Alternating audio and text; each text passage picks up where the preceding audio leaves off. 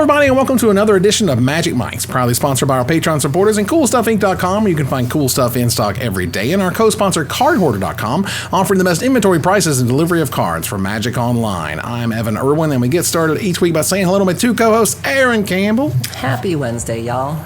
Ruben Bressler. How's it going? Good to see everybody. It's wonderful. You're back from the great outdoors. I am. I'm back from Sequoia National Park, which I wasn't actually able to see the great giant sequoias because there was black ice on the road, but we went up to the park with my folks who were driving across the country, and we had a lovely, couple-day visit.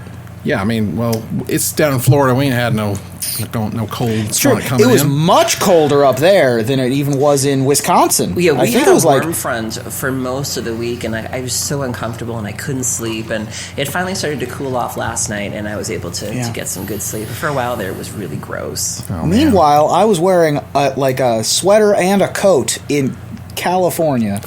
I spent more time wearing pants and socks and I was wearing a tank top in the last 3 days. It's crazy. You know, there's a pretty big storm hitting Florida right now, so if that's true, we were to drop out of nowhere. That was Hurricane Theta or Tropical Storm Theta, I think, or Ada. Ada, because we've gone through the entire alphabet, so now we're on to the Greek letters. Oh my God. Yeah, it's crazy. So that said, we kick it off with our giveaway and remind you of our raid. A $50 gift certificate to CoolStuffInc.com is up for grabs. Type !raffle in the chat for your chance to win, and subscribe first to get 2 chances to win that $50 gift certificate.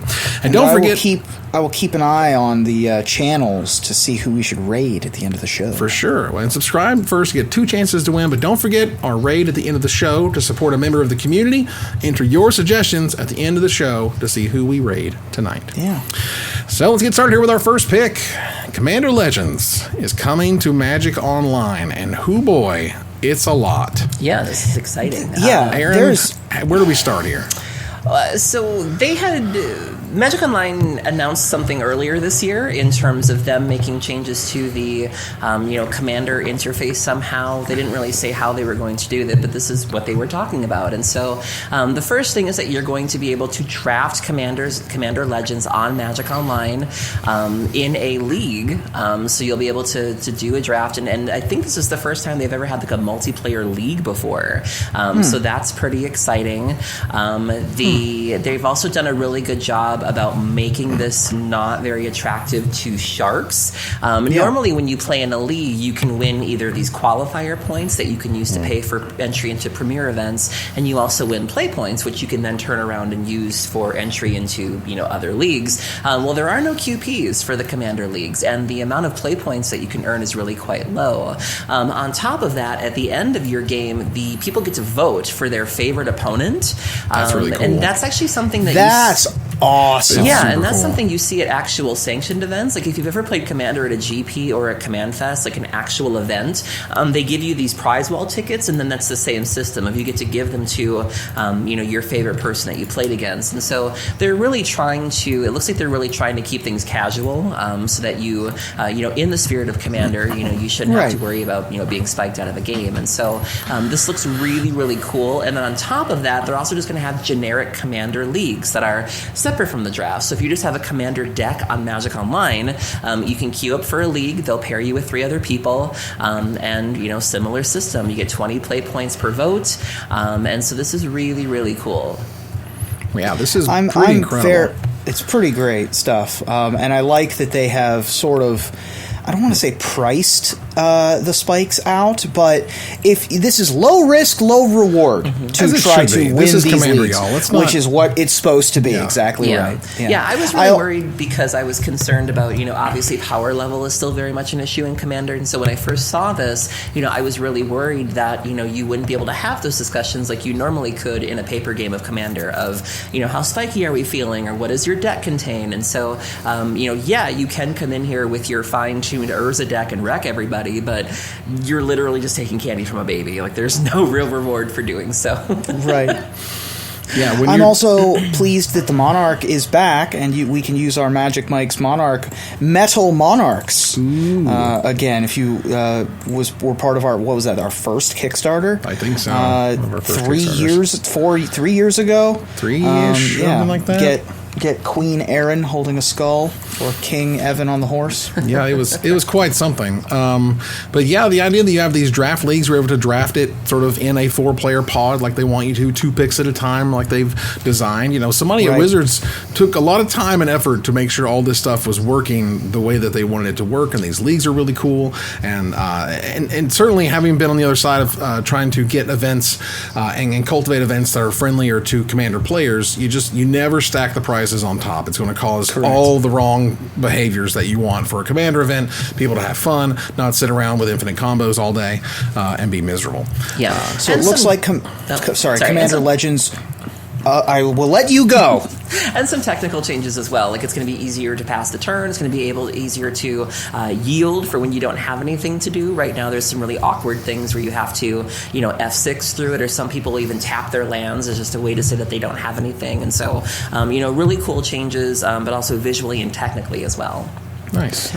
So for those of you who want to take part, this will be after the November 18th downtime, and they're going to start Commander Legends League games November 19th, 10 a.m. Pacific, 1 p.m. Eastern. Yeah, the number of Commander Legends cards being added to Magic Arena is 0. For those curious, absolutely 0, which is a little sad to me. Like, we can't even get the Kobold to run like some sweet brawls. What's the Kobold? Kobold? Are you one of those people that... Kobold.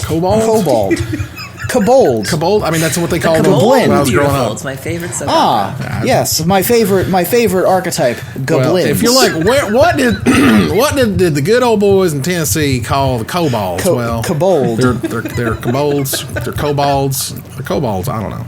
Whatever. What a thing. It's cool. All I know is that they're bringing Commander Legends to Magic Online. This is even more investment into Magic Online. They didn't have to bring this set there at all. They could have just said, like, we'll add a few in treasure chests and you can just do whatever with the new cards and that's fine. But, like, no, they're doing the full 9 for this. This is really sweet. Mm-hmm. Which is great. I mean, this is the kind of thing that you want on Magic Online, because I assume this isn't coming to Arena. No. It's because why would it? But you want to have it online in some capacity. There you go. Especially if any of these cards end up seeing play in Legacy. You want your kobolds in some capacity? That's right. I want my kobolds. Yes. Get your kobolds. What's wrong with y'all? We're here to gather the townsfolk. There was a league weekend this weekend between the Pro League and the Rivals League and stuff. Okay, and that was pretty cool between all the pros. And this was the kickoff of the weekend, right? This was the first one? Yes, this was the first one, the Zendikar Rising stuff. And about 45% of the field went Gruul Adventures, which is not that busted these days. It sounds like it's easily hated out. Yeah, it's also a small field event. You're always going to have something is going to be 11 of the 16 or 22 of the 64. Like, something's always going to be like that when you have a small field. Mm-hmm. It's when you get to the bigger fields that if that's 35% of the field, then you have a problem. Right. I see no problem with this. And Doom Foretold is a tier 1 deck now. Like, look at that. That's right.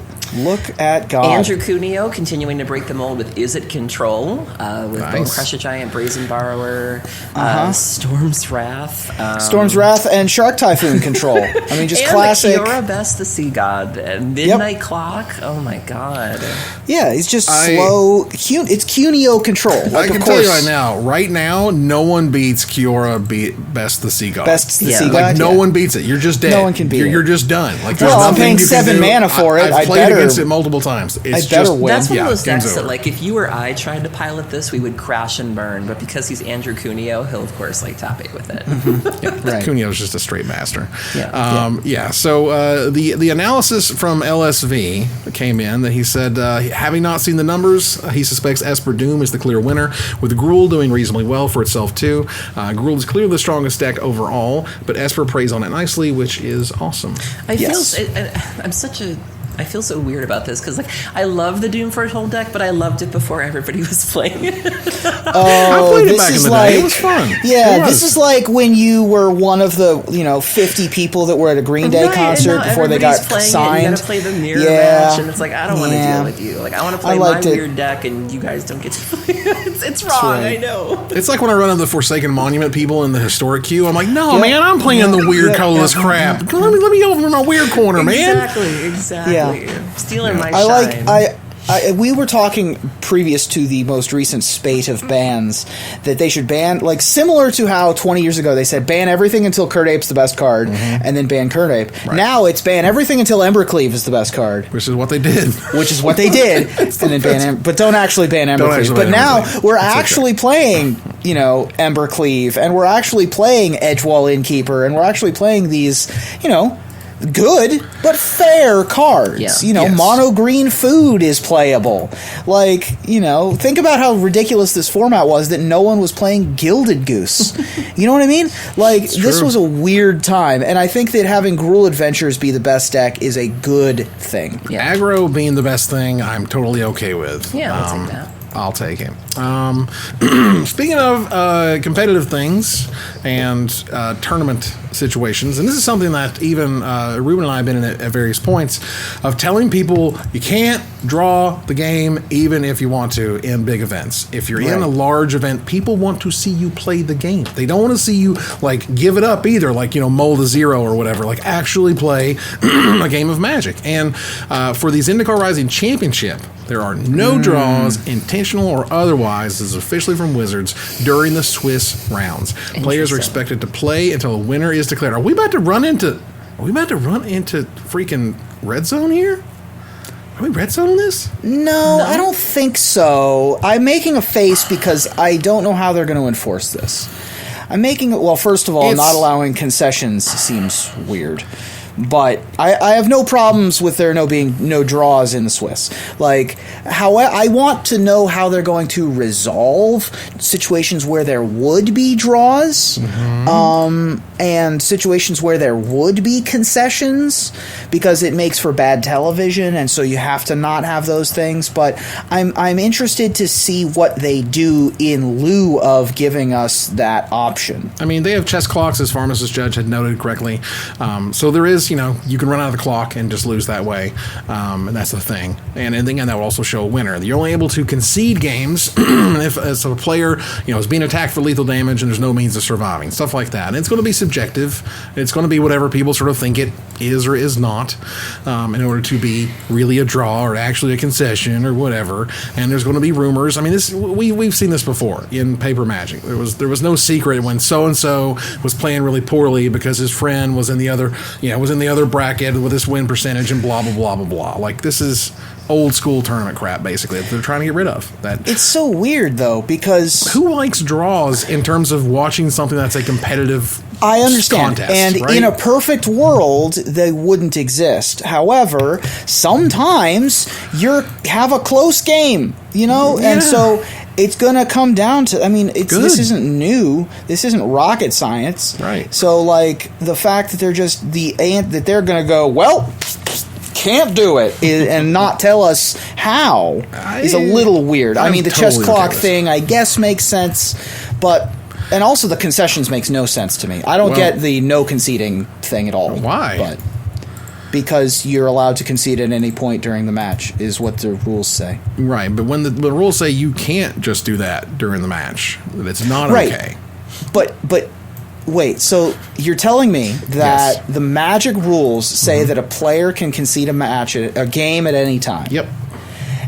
But the tournament rules say that I can't concede a game. Right, there's three examples here. It says the followings are acceptable examples in which a player may concede the game. A player is being attacked for lethal damage and sees no means of surviving the turn. A player has reasoned they have no lines of play in which they can win the current game and wishes to concede to conserve their time bank. Or players have been instructed to concede games in an admin-ruled match remake due to a compromised match. The following are unacceptable examples. A player has not played a single turn of a game. A player is choosing to concede when it is clear they have an advantage, or a player chooses to mulligan to virtually no cards as a workaround to not technically concede despite drawing multiple playable hands.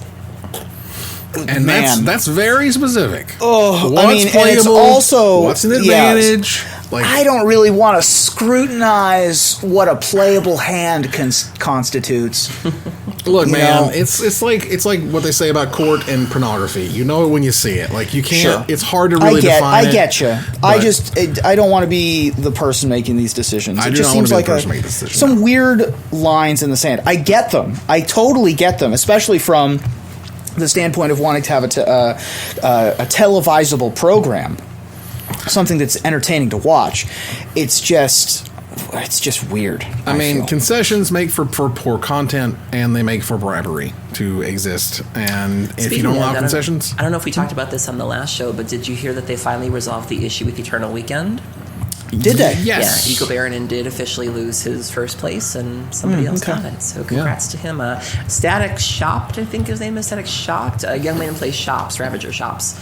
And he got it, and by all accounts, a good dude, and congrats to him. Very nice. Absolutely. The penalty for an unacceptable concession is a match loss. Great. What? Another one? Wait. Which match am I losing if I concede? It don't matter. We don't know. It's just a thing that happened. Moving on here. Let's take a look at CommandFest Online 3. Yeah, Fireball running it back. So the last CommandFest was in late August. I played in that one, and I also got to play in a feature match with the money going for the Hunger Task Force, I believe it was. But they're doing it again. This is the weekend after Black Friday, so what better way to burn off all your Thanksgiving food than sit at your computer and play Commander, I guess. And so this should be a really good time. It's here to the theme of it is going to be celebrating Commander through the ages. There's going to be panels, feature matches, and all the webcam Commander you can play. I will absolutely be playing this weekend. Last time around, I was pretty good about getting most of the names off my list of people I needed to play with, but if I didn't get you last time, be sure to send me a message this time, and I'll make sure we get a game in together. I like that they're making a theme of it. Yeah. That's cute. Yeah, it's like cool. The Rose Parade. Yeah, I don't really know how they're going to enforce it or anything, but it's cute, and obviously we'll be celebrating the new set, and my boyfriend and I, we've taken a very big step in our relationship. We bought 2 boxes of Commander Legends together, and so we'll be opening those up and get to play with my new toys during CommandFest, and I'm really, really excited. I love how they're pushing Commander Legends sealed as one of the things you can do, which means you should go to your local game store, support your local game store, bring those packs home, crack them open, build a deck, and then jump into a sealed queue that you can play during this event. That sounds awesome. Yeah. So this is great. November 28th and 29th, channelfireball.com/CommandFest, I think it is. Yep. And that'll get you going. Yeah. And obviously we hope it goes well. These events were always really great. Man, they were like blowing up in paper. Like it was, remember the last one in paper? It was just gangbusters. The last one I went to was a year ago. I went to CommandFest DC. Chicago and DC were I think a week or 2 apart or something. But yeah, I went to DC. I remember Star City Games gave me they gave all of us these huge like war banners to like advertise who we were, and I played in games from sun up to sundown. I was getting DMs before the event hall even opened of like, where are you? We want to play with you. And it was madness in the best way possible, but just one game after another, just firing. And I would note, for those who are looking to purchase Commander Legends, it is difficult to find generally. And let me tell you what the most difficult thing is, which is collector boxes. Those things got allocated big time, and blah, blah, blah, the world's ending, it's 2020 and everything kind of sucks. That's why everything's being delayed. Hell, the set was supposed to come out, I think, this Friday, and got pushed back to the 20th, so whatever. I have relatively good news in Everything is Terrible news, which I'm sure a lot of people saw, that there is a vaccine in the works for the thing that we don't talk about. Right. My dad is an immunologist. That's what he does for a living. He says that the trials and the trials are going faster and the vaccines are working better than they typically do at this point in the process of studying them, partially because so many companies are trying to do it. And also because it's a worldwide thing, the distribution might be better. He thinks next June there will probably be enough distribution in order to establish herd immunity, probably next June, July, to open everything back up. which is earlier than I thought. I thought it was going to be like next fall. I'm thinking next fall for reality's sake. Like, when am I going to a movie theater again? Probably not till my birthday next September. Good heavens. Like, I'm not going anywhere till I get the vaccine myself. Oh, sure. Definitely need the vaccine myself before. But when I get the vaccine, when I feel comfortable, like, does it work? Is everybody okay? Yada, yada. But that said, and then maybe there can be a real CommandFest because we miss those events. They might try to kick CommandFests back off in Vegas, for example, which they typically do in July or August. I mean, look, all I'm saying something is along those lines. The first event when the world comes back to somewhat normalcy, just somewhat normalcy, will be ridiculous. Like, it will be you have it at Vegas, you have it be multiple days, you have it like we're going to party like it's all new Magic stuff. Like, it's going to be awesome. All right, moving on here. Michael Yichao. This guy's from Riot Games, is that right? Yeah, previously but Riot he's also a Magic player. Yeah. So he started with Wizards, left to go to Riot, and is now back with Wizards. And now came back to be the narrative lead, which is awesome. And our Discord was saying that it doesn't sound like he's coming back to Magic specifically. But still, really great guy. He was, if I remember correctly, he was one of the people that was involved in those really big Vorthos story pushes when, we talked about how it seemed like they were laying the groundwork for like Chandra and Nissa and Ashiok and people like and people responsible for that. And so it sounds like he was one of those people who worked very closely with Allison Lures. And so a lot of the Vorthoses have a great appreciation for him. And he's obviously very talented. And yeah, it was just really good to see him back. That's awesome. Well, congratulations to him, and welcome back and all, and whatnot. Moving on here to some desperate ravings. Did you know that there was a 2019 Magic Online Championship? And did you also know that it hasn't happened yet? Because 2020 arms flailing. But that and also Magic Online. Yeah. And very eclectic formats. So day one is Vintage Cube Draft and Modern Constructed. I mean, this format looks amazing. This event looks amazing, to be fair. Pioneer Constructed. When's the last? Yeah, day 3 is Top 4 Playoff. A very interesting cast of broadcasters as well. Yeah, sure. Patrick Sullivan, Jessica Steffen, LSV, Paul Cheon. This is a lot. It's a murderer's row of good broadcasters. And this format looks like so much fun, and also 24 players for $250,000. For $250,000, first prize $50K, 24 players. This might be the highest EV tournament I've ever seen. It's very high. Interesting. I think there was the anniversary, the weird draft with the beta draft. Oh, thing. That's true. The beta draft was a higher, they gave them somewhat all like $25,000 higher to show up, and they basically, didn't give that. But this is not. This is different than an invitational. Oh Lord, yeah. I mean, this is an event that people qualified for, and that it's taken them a very long time to get together on. But Wizards is doing it. They're producing it. I think they were given God accounts as well, because Michael Jacob's been streaming. He's actually streaming right now. He's been streaming all of his practice, and in the title of his stream, he always says God account. So it sounds like they're giving them the tools to practice too. Yeah. Oh, that'd be great. I mean, that way they can do as many cube drafts as they want and not have to spend, money or whatever. Yeah. Some big names: Logan Nettles, Michael Jacob has previously referenced, Fabrizio Anteri, last year's winner Matteo Neto, Christopher Larson, Lars Dom, Oliver Chu, Logan Nettles, big names from all over the place. Oliver Chu. I was trying not to say it. But. Your best friend. Notable main character of Twitter at one point, Oliver Chu. Absolutely true. But there's a lot of money on the line here. I mean, the EV, you just show it up and you get $5,000. So much money. You get $5,000 just from falling out of bed. That's all you I looked at the numbers and rubbed my eyes and was like, this is a lot of money for an event that took till November 11th to get announced. 2020 for the 2019 Magic Online. Said something on Twitter that this was going to be like the last event he's going to be working with Athena on, and it was like, man, and yeah, that's a bummer. Yeah, this thing looks great. Yeah, but I mean, you got LSV and Patrick Sullivan in there. I mean, come on, it's going to be a fantastic broadcast one way or another. Yeah. And the formats just seem so much fun to watch. Just to watch like Vintage Cube at a high level sounds awesome. Yeah. Yep. So that will be absolutely sweet, and they are doing it. So at least they're doing it. They're they got it in under the wire. They did it. They did it. All right.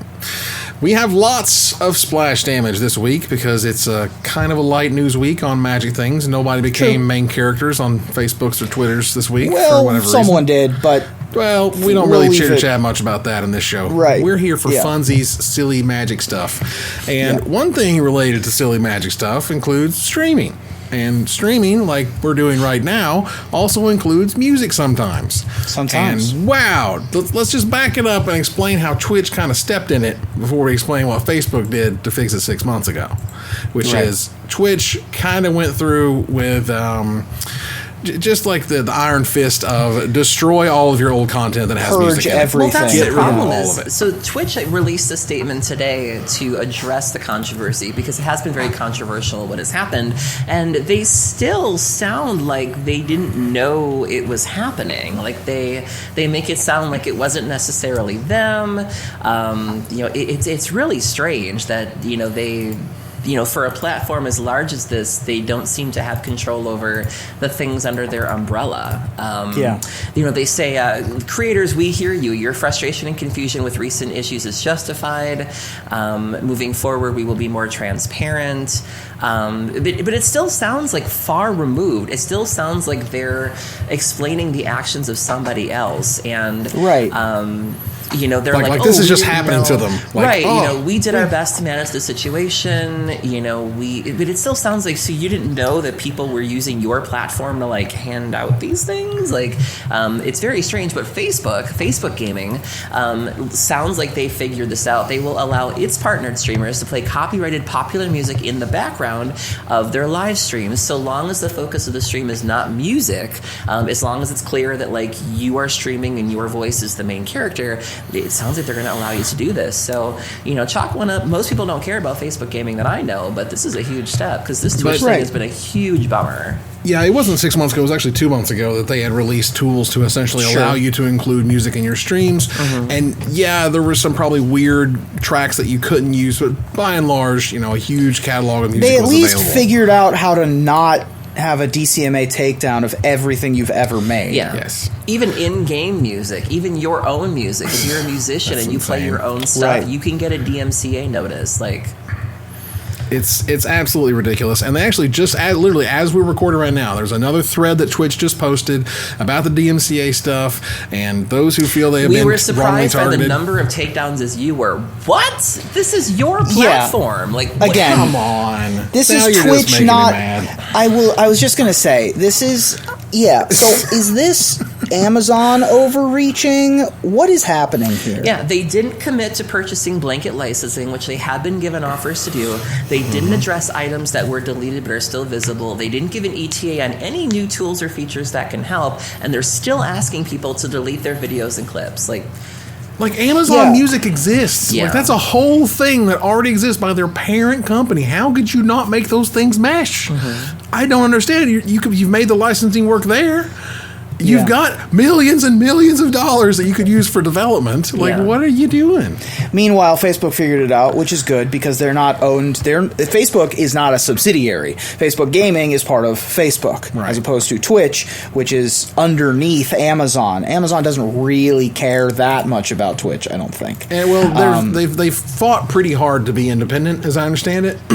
But this was the first time where it felt like some sort of corporate thing kind of happened to Twitch, and they're like, just delete everything. We don't know. Something DMCA. And it just all went to crap. Yeah. Well, the other thing that's weird is about this in particular is usually a DCMA comes with a takedown request where the creator is sent a message saying, hey, you have unlicensed so-and-so in your thing. Please take it down. We're going to take it down in a week. And you can contest it. Right. This was just, it got taken off. And there was no contesting. There was no paperwork. I mean, and YouTube has had this over a decade, where it finds the music they've used, it gives the money to the people who own the music instead. That's just a thing that people are used to. It's a weird time to be a content creator right now. You have Twitch, which is doing this, which is making people, paranoid and about things they've recorded or even scared to record. You have YouTube, which is making it harder to sit through videos. We've gotten a lot of complaints about the number of ads that we have, and it's my understanding that we don't have as much control over it as people think, and we've noticed a lot of people coming to Twitch to watch our videos because of this. You have people on YouTube were also getting their income taken away from them as well, I understand, and so for like weeks of people are just gone. trying to get paid for their work, and or they're just trying to work. Some people have made streaming their jobs, and it's funny because for a while there it sounded like streaming and video was the place to be. We saw the shift away from podcasting and away from writing, and now it's like it's pretty dangerous in those waters. It's very dangerous. Well, the other thing is that like a year ago, maybe 2 years ago, Twitch was it. There was no Facebook gaming. There was no YouTube gaming. They were trying. But Twitch was the guy. Like, Twitch was the champ, and there was no dethroning the champ. It seems like now that Mixer's gone away, that Facebook and YouTube have just steadily kept pouring money into that gaming machine, and Twitch has had a couple of screw-ups here and there, this being the latest example. Not a huge screw-up, but any trip over any hurdle, when you're up against the machines that are YouTube and Facebook, they're going to catch up to you a little bit, and you're seeing a little bit more of a Facebook and a little bit more of a YouTube gaming resurgence in the last 6 months or so. Yeah, the sort of the streaming wars have been really interesting, but it still feels like Twitch is basically still the winner. And they're still way ahead. Still hanging out, and there's still some smaller outlets out there if you want them. But we're on Twitch for a reason. We could be streaming to YouTube, but we're not. Yeah. So thank you, YouTube viewers, for sitting through what one assumes 45 ads that have played during this video. 37 and a half ads. And we are trying. We're trying. If you subscribe to the pre-show, you see that every couple of weeks I bother Evan. I'm like, Evan, ads, fix the ads. We're trying our best. We really are. We don't know how to do it. Right. Yeah. And so the ads are 100% turned off for the patrons. Patreon.com/MagicMikes. Thank you so much. Brother, that's a good way to get our...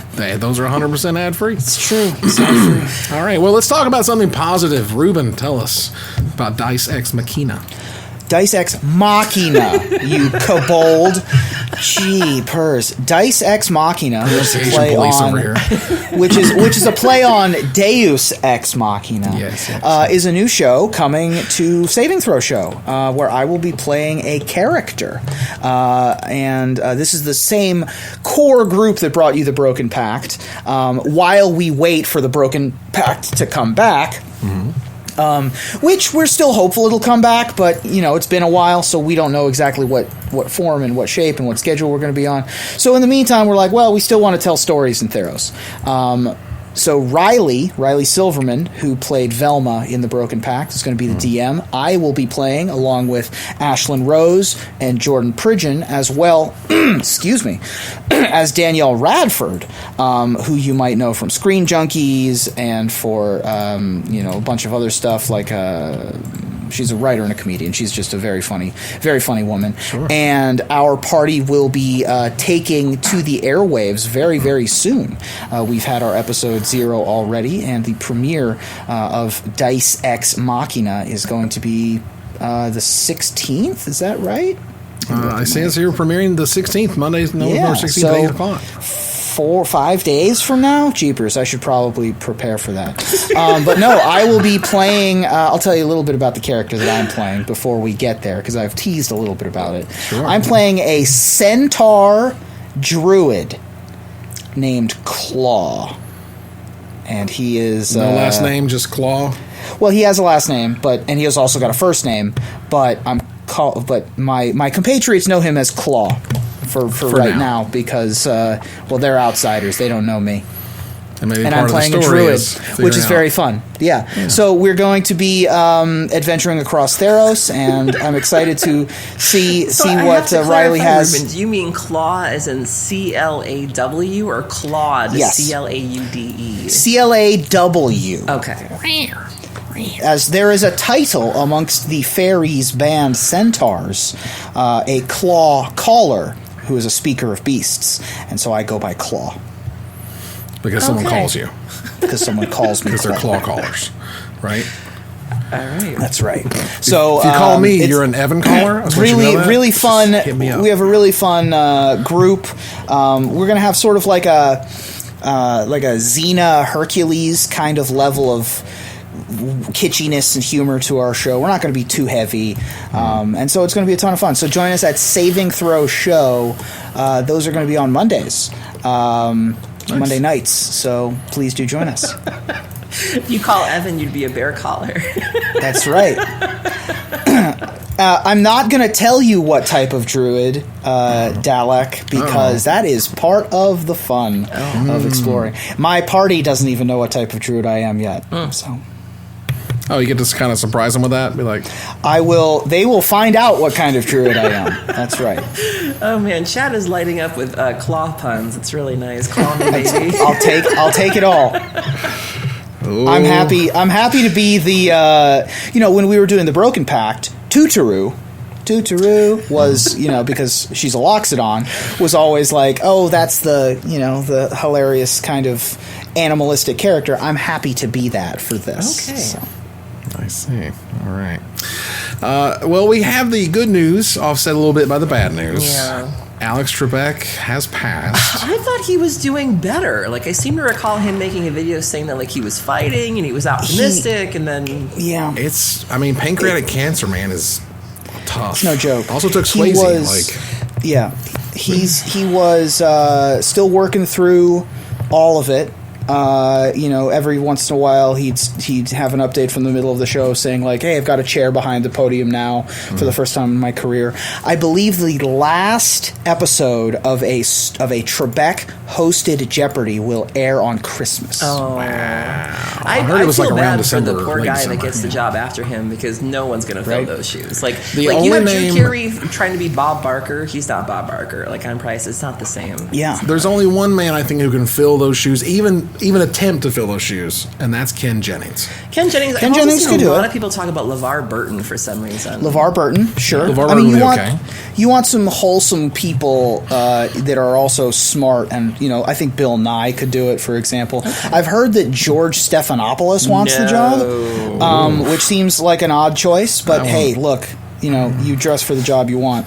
But yeah, he hosted that gig for 4 decades. Yeah. It's going to be tough shoes to fill. And in this world, not to get weird on you or anything, but in this world where facts, truth, science, and math I know, getting off my soapbox soon, haven't been as perhaps respected, I'm excited, and he's always been a hero of mine, so I'm sad to see him go away. Well, look, I always book my rooms. Sajak's crazy ass.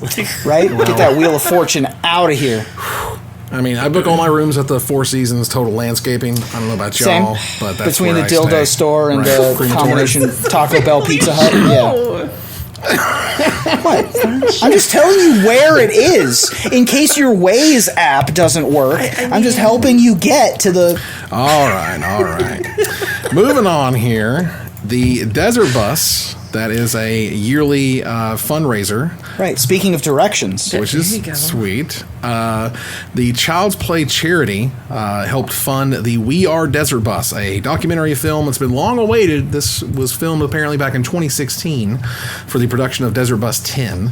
And so now we finally have that available. I'll send a link here. It's going to be in the show notes here in the chat. You guys go check that out.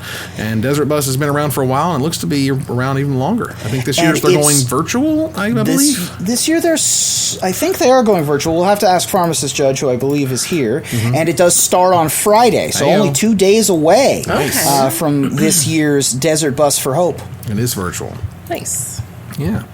So that is really sweet. And someone asked, was there a physical edition available? It's not going to be, so stream this on YouTube as much as you see fit. Yeah, you could do a watch party. Yeah. And Desert Bus, of course, is a great time, and I look forward to it this Friday, looks like, which will be fantastic. So we do have a few minutes here. If someone would like to throw any questions they may have for us or any topics we would like to discuss of magic relatedness. That's how light of a week it is? It's how light of a week. Look, guys, we tried, all right? I'm not just going to sit here and yammer about nothing, that's exactly what we're going to do, is yammer about nothing, but it's fine. Yeah. We love it. How's your week been? It was a good week? It's been okay. Did you play any Magic this week? I played a little bit of Magic. I played some historic decks. I groaned at the fact that I can't play the mono black historic deck because I don't have enough wild cards. Here we go. Favorite new commander in Commander Legends and least favorite. Okay. Ooh. My favorite new commander, I think, is the Bird Familiar. Okay. There's an uncommon partner bird that I really like. I need to find it. Well, I don't. I think that card's super cool. Right. I don't play a lot of Commander, so I try to go That's sort why of I had to laugh when you were talking earlier, and you're like, we can't wait to see y'all at CommandFest. But you don't go to CommandFest. Like, what are you talking about? Hey, if I could go these days, I would go. I don't care. Just give me something. I'm actually more excited. SCR Ward Wing Familiar. Sure. Colorless and a blue for a 1/3 flyer, legendary creature bird, uncommon. With partner, spells your opponents cast that target one or more commanders you control, which includes itself, cost 3 colorless more to cast. Yeah. I think that card's super cool. Yeah, so, legendary-wise, there's some fine cards. I'm more excited about some of the non-legendaries that are going to slot into, I'm really excited for the court cards. I'm basically rebuilding my Queen Marchesa deck because of it, but I do really want to do something with the Yanawar Horror. I really want to make a black-green, Elves Aristocrats deck somehow, so I'm going to be focusing on that for the time being. Somebody in the chat asked, you mentioned All My Children and Bold and the Beautiful. Do you watch soap operas? I have not watched a soap opera in a long time, but when I was growing up, my mom loved them all. And so I grew up on Days of Our Lives and General Hospital and Passions, the one with the weird ventriloquist dummy boy. And so there was Another World, wasn't there? Another World was one, yeah. One Life to Live. Those were the days. My mom would just chain them, just one after the other. I had to program the VCR to, so my mom's shows, so she could have her shows. And then you had your tawdrier ones, like your Dallas and your Dynasty, your Nights at Melrose Place. That was another that was the evenings, Oh, Sengir is in this set. I gotta get Sengir. Pied sometime. Yeah, I forgot about that. We could have filled this content with fun. I have not sassed recently, but I did block 7 people an hour ago. So. Do know that tomorrow is the release of Kaladesh Remastered on Arena. Yeah, that I'll probably do more of. I really like the remastered sets, and I like drafting on Arena. Yeah, so. I wish I had more enthusiasm for the set of Kaladesh. Sure. At the time, Smuggler's Copter was just immediately busted, and then Energy was Energy for however long until they were banning Rogue Refiners and stuff. And and they're just kind of putting all that stuff back on Magic Arena. It's like, do you really want to add Rogue Refiner? Are you sure that's a good idea? Okay, I guess, but we'll see. But I've been having a lot of fun with that. Anything you want me to put on my pie, someone asks, because there is no Magic Arena on mobile until 2021. I hate to say I told you so. Do you, though? Just saying. And as I mentioned in the pre-show, 2 more additional bets if anyone would like to take them. There will be no beta client until at least March, and there will be no release until at least June. Oh, wow. So, and that I feel is a little aggressive in the first place, but again, that's why it's a pie bet. Any cards I wish were in Commander Legends? Goblin Wizard. Goblin Wizard. That's the only one from the dark that lets you put things from your hand? That's the one from the dark that lets you put a goblin from your hand on the battlefield. Yeah. Let me guess, it's on the reserved list? I don't think so. Is it? It could be. Who knows? Who cares? Ellen, I would just note that for me, I really like the cards like Akroma's Will, which lets you get both halves of the card if you have a commander. I think that's really cool. It's really plays in the. Did you say it was one of the top rares that's been purchased? Yep, it's a million abilities. Yeah. Yeah, it's really scary is what it is. Yeah. It's one of the best-selling singles on CoolStuffInc.com. I'll be building the turtle deck, obviously. You are fascinated with that turtle. That's all Ruben's talked about in the pre-show is turtle. I got tagged in that turtle so many times because of my turtle mask and turtle cosplay. I'm not. First of all, if it's a turtle, I think they call themselves scalies. Second of all, no shame. You're not going to go hang out with the other is. furries at the four seasons. Again, amphibian, reptile, no fur. Wow. No fur. No fur. It's turtles all the way down, y'all. Okay. Right? Turtles all the way down. And we've made our way to 45 minutes. You can no longer enter the raffle, which means we get to turn the corner to the finisher. Longtime game show host and cultural touchstone Alex Trebek passed away this week at the age of 80. The Canadian hosted Jeopardy for 37 years, including runs with such Magic the Gathering luminaries as Ross Merriam and Tim Ayton. As we say goodbye to a person who is most certainly on the Mount Rushmore of game show hosts, a man who stood for truth and facts, isn't that nice? And an icon who all of us in the hosting game can aspire to. Give me your Jeopardy audition to fill his legendary shoes. Ruben? Answer. This totally absurd legendary 4-4-4 has so many lines of rules text that it doesn't even have room for any flavor text, and became the centerpiece of a top green-based standard deck. What is Questing Beast? Why? What did you think I was talking about? Yeah, who knows? Aaron? Answer. This broken ability, which is a 9 on the storm scale, has been confirmed by Mark Rosewater that it isn't likely to return anytime soon. What is Companion? What did you expect? What were we talking about? Other mechanics that are on that scale? That's crazy. Answer. This beloved Magic the Gathering personality is perhaps best known for his work innovating the SCG Open series, but these days is better known for his podcasting work and occasionally stepping in it with divisive opinions on social media. Who is Cedric Phillips? Why, you'd expect this to be about? Like, come on. He wants to be the main character of Twitter. Not I. Nobody. And that ends another live episode of Magic Mics. Thanks for joining us here to discuss all things Magic. Thank you, Aaron. Thank you for having me. Thank you, Ruben. Thank you! Lord God. I'm going to move on here to our final slide. I want to thank our sponsor, CoolStuffInc.com, our co-sponsor, CardHoarder.com, my co-hosts, Aaron Campbell and Ruben Bressler, you guys for watching and listening, and hope you support us at Patreon.com/MagicMics. Please follow, like, tweet, favorite, share, subscribe to everything social that tells people we exist. Catch us online on our Discord, Twitch.tv at Magic Mics, on Twitter at Magic Mics Cast, our Magic Mics subreddit, and like the Magic Mics page on Facebook. Talk to us privately at MagicMicsPodcast@gmail.com. Follow the audio-only podcast at MagicMicsPodcast.libsyn.com, or find us on iTunes, or join us here next week. Same time, same place, for another episode of Magic Mics. Good night, everybody.